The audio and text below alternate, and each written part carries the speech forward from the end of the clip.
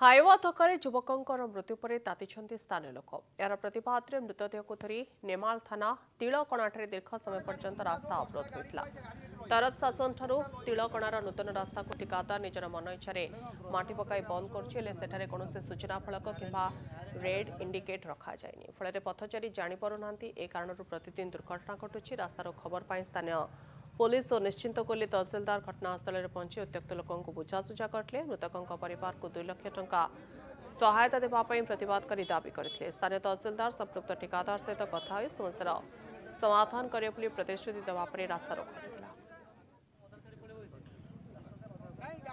बंधकाटिया तरत तीनुमाणी जो रास्ता नालबंद रास्ता से रास्तार 2 किलोमीटर काम सरला संपुक्त कंट्राक्टर से रास्ता मझे माटी पकई 30 जगह 40 जगह माटी हावे गदा कर काली आम बंधकाटियार गोटे पिला आसला समय रोड एक्सीडेंट रे सम्मुखीन हो मृत्युवरण कर गाँ लोक काली रास्ता घेराव करते। पुलिस सार जाकि बुझासुझा कर आईएस जाए बुझासुझा कर रास्ता रोक बंद करते किंतु अद्यावधि से कंट्राक्टर निद भांगिलानी कि तार कौन कर्मचारी मरी परिवार को आसी टिके सांत्वना देलेनी किंबा कौन सरकारी कर्मचारी परिवार कतिकी जाकि सांत्वना देना।